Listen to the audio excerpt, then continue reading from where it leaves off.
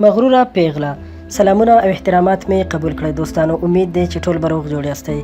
یو ډېره خوندوره او له پند څخه ډکه کیسه در سره شریکوم دوستانو. په دې هیله چې دا ویډیو تر پایه وګورئ او که زموږ چینل کې نوي یاستئ نو مهرباني وکړئ زموږ چینل در سره هم سبسکرایب کړئ.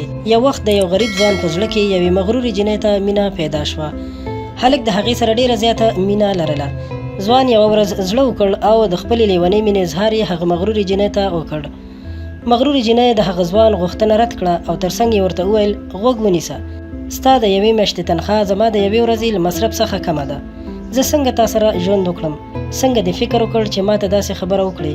زه هیڅکله تا سره مینه نشم کولی، ما بیخي هیره کړه. خپل ځان لپاره کومه نجلۍ پیدا کړه او کوژده ورسره وکړه. 10 کاله وروسته دواړه په یو سوپرمارکېټ کې سره مخامخ شول. مغروره جینۍ هغه ځوان وپېژندو او په مغرورانه اواز یې ورغږ کړ، تا ته وایم څنګه یې؟ ما واده کړی دی، ډېر یو ځیرک او بااستعداده ځوان میړه لرم. پوهېږې څومره تنخوا لري؟ په میاشت کې $100,000 تنخوا اخلي. آیا تا په میاشت کې دومره پیسې ګټلې شوې؟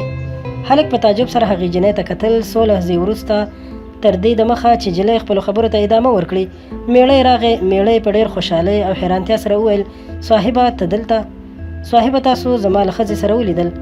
خاوند د خپلې ښځې خواته په کتو وویل دا زما رئیس دی.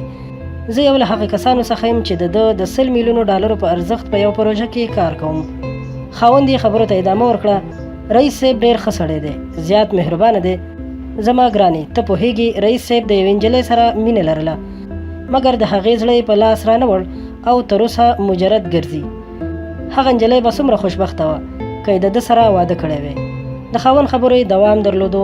د خاوند خبرو نجلۍ ولړزوله، حیرانه په فکرونو کې غرقه شوه. دوستانو د دې قصې هدف دا دی ژوند ډېر لنډ دی. هیڅ وخت مغروري او پر ځان غره مه اوسئ. د نورو په حالاتو مه خاندئ. وخت بدلیدونکی دی، حالات او شیان بدلیدونکي دي. هیڅوک له نظره مه غورځوئ. هر څوک ښه آینده لرلی شي، بهتر ژوند لرلی شي. کوشش همیشه د خلکو په راتلونکي کې بدلون راوستلی شي. مننه کوم دوستانو چې دا ویډیو مو تر پایه وکتله. په دې هیله چې ستاسو به خوښه شوې وي. له نورو همدغسې په زړه پورې ویډیوګانو لپاره در سره زموږ چینل سبسکرایب کړئ، دا ویډیو لایک کړئ او د خپلو ملګرو سره هم شریکه کړئ. تر بلې ویډیو درنه اجازت غواړم. د الله په امان.